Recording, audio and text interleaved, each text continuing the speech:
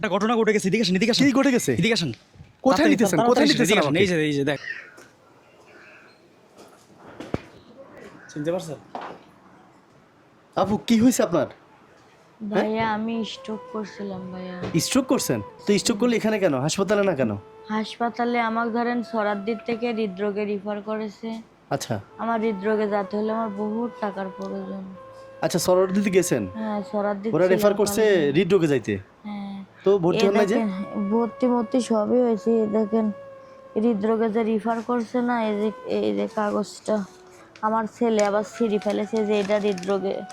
আজকে আবার দেখা লিয়ে আইছে যে হৃদরোগে রিফার করার কাগজ। এটা হৃদরোগে পাঠাইছিল, আজকে এগুলা হৃদরোগে থেকে করা। কবে দেখাইছেন? কবে হয়েছে এই ঘটনা? পরশুদিন থেকে এমন, আমি কালকে থেকে আমার বেশি। আচ্ছা আচ্ছা, এমনি দেখাইছেন যে দেখি। এটা আমাকে হৃদরোগে রিফার করছিল সেটা। আচ্ছা, মানে ঢাকা শহরে আপনার কেউ নাই? আপন বলতে কেউ নাই ঢাকা শহরে। তো এখন ব্যবসা বাণিজ্যের কি অবস্থা? ব্যবসা বাণিজ্য বন্ধ?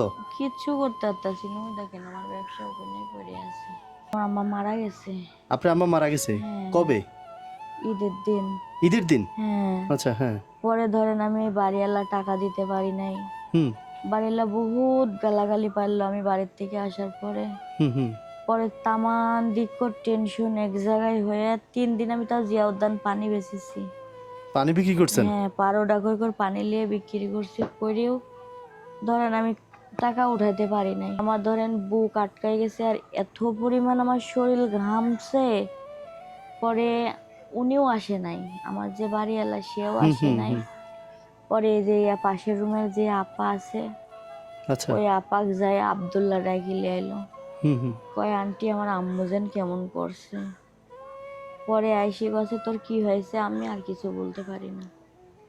পরে আপনাকে হাসপাতালে নিয়ে গেছে? পরে হাসপাতালে নিয়ে যাওয়ার লগে লগে উনিরা ভর্তি করে দেখলো, দেখার পরে বলছে প্রেশার একদম এখন লো ছিল। আচ্ছা। যখন উনিরা প্রেশার মাপছে প্রেশার লো ছিল, পরে প্রেশার আমার হাই হয়ে গেল। পরে ধরেন 4টা ইঞ্জেকশন 1500 টাকা নিল। আচ্ছা। বাইরে তেনকে লিখে দিয়েছে। পরে সেইটাতেও যখন আর প্রেশার আমার নাবে না, আর বুকের ব্যথার প্রেশার যখন আর কমাতে পারলো না, সেখন আমাকে হৃদরোগে রিফার করলো। জি। পরে কাছে হৃদরোগে চলে যান, ওরা টলি মলি সব নিয়ে এলো। একটা টলি নিয়ে আসলো, সেই টলিওয়ালা 500 টাকা চাইলো। হুম। আমার ওষুধ কেনারই টাকা নাই, তা আপনাকে আমি 500 টাকা কেমনে দেবো? ওটা 1500 টাকা কোথায় পাইছেন? 1500 টাকা ওই আপত্তি গেলিছি। আচ্ছা, উনি মানে এখন আমাকে পর্যন্ত যা দিয়েছে। চলতে সব ধার করে চলতেছেন? ধার করে চলছে আমি। কত খরচ হয়েছে এ পর্যন্ত? এই পর্যন্ত আমার 3-4 হাজার টাকার মতো পড়ে গেছে ভাই। আচ্ছা, তো এখন যে স্যালাইন দিয়েছেন এটাও ধার করে? এটাও ধার করে। কপির ব্যবসা দিছিলেন, ওই হ্যাঁ হ্যাঁ, দেখেন আমার কফি দিলাম, কপির চা বিক্রি ব্যবসা। করতেছেন, পান সিগারেট বিক্রি করতেছেন, সবাই আপনাকে চিনি মোটামুটি। কিন্তু ওই যে আপনার ওই যে তারেক রহমান আপনার বাসায় এই ফার্নিচারগুলো উনি দিছিল না, তারেক উনি রহমান? দিছে। জি। হ্যাঁ ওই যে কারেন্টের চুলা। ও আচ্ছা, ইলেকট্রিক। হ্যাঁ আচ্ছা আচ্ছা, ইলেকট্রিক আমার- চুলা এটা, তারপর টেবিলটা না, সব হ্যাঁ, কিছু এখানে? টেবিল, এই যে রাইস খাট কুকার, এটাও না? সব এই যে রাইস কুকার, এই যে ও আচ্ছা, ফ্যান, রাইস কুকার থেকে শুরু করে সবগুলো। সমস্ত জিনিস। আচ্ছা, বিএনপির পক্ষ থেকে তারেক রহমান দিয়েছিলেন যে? হ্যাঁ, আমি তো আর সবই। আসিনি আপনার বাসায়, প্রথম আসলাম। একজন ছিল, তাও আমাকে তুই চলে গেছে। আল্লাহ যদি তার আগে আমাকে নিয়ে যায় তো ভাই আমি জীবনও আমার এত কষ্ট হইতো না। এই ঢাকা শহরে আমি যদি না খাইও থাকি, আমাকেও একগাল বাদ দেওয়ার মানুষ নাই। আচ্ছা আপু, আপনারা যদি এখন কেউ সাহায্য করতে চায় কিভাবে করবে? আপনার কি বিকাশ আছে? আমার বিকাশ নাই ভাইয়া, বিকাশ খোলেন নাই? আমার বিকাশের খুলি নাই, আর আমার আইডেন্টি কার্ড আমার দেশে।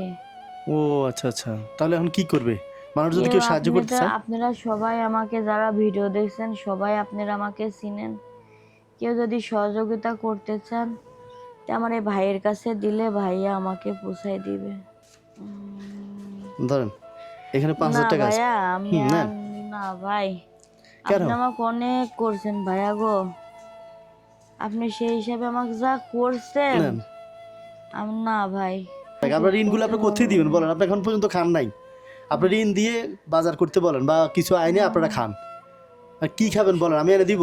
এখন আপনার তো যে অবস্থা, আপনার এখন যদি সুস্থ হন রেস্ট করতে হবে অনেকদিন। ব্যবসা বাণিজ্য বন্ধ থাকবে, বাসা ভাড়া আছে, তারপরে এই আপনার যে অনাগত সন্তান আছে তার জন্য আপনার রেস্ট করতে হবে, ভালো ভালো মন্দ খাইতে হবে, ঠিক না? এবং ওর পড়াশোনা আছে, সব কিছু মিলে আপনার এখন অনেক খরচ, ঠিক আছে? অনেক এখন আপনারা যারা ভিডিওটি দেখছেন দয়া করে সবাই আপুর পাশে দাঁড়ান। মানে ওনার তো পৃথিবীতে কেউ নাই, মা ছিল ঈদের দিন মারা গেছেন। আর আপনারা যে যা পারেন আমার মাধ্যমে ওনার জন্য সাহায্যের হাত বাড়িয়ে দেন, ইনশাল্লাহ আপনাদের উত্তম যা যা দান করবেন আল্লাহ। আর আমি আমার পক্ষ থেকে 5,000 টাকা দিয়ে গেছি, এই যে ইনশাল্লাহ আমি যে- সবসময় ওনার পাশে থাকি। উনি আমাকে ফোন দিয়ে যদি বলে না ভাইয়া আমার ঘরে চাল নাই, আমি চালের টাকাও পাঠাই, যতটুকু পারি আমি করি। এখন আপনাদের কাছে চাওয়ার মানে ইচ্ছা হলো এটা, কারণ এটা তো অনেক বিগ অ্যামাউন্ট বা ওনার জন্য অনেক কিছু করতে হবে। আপনারা আমার সাথে শরিক হন যাতে উনি একটু ভালো থাকতে পারে আর কি। এই আসসালামু আলাইকুম সবাইকে। তো আসি, আমরা জানাইন কি হয় না হয়, হ্যাঁ? আচ্ছা, আপনারা আসলেন, আমি আপনাকে কিছুই দিতে পারলাম না ভাই। কোনো সমস্যা নাই, আবার আসবো ইনশাল্লাহ, সুস্থ হলে আবার আসবো। কিছু মনে করেন না ভাইয়া। না না না।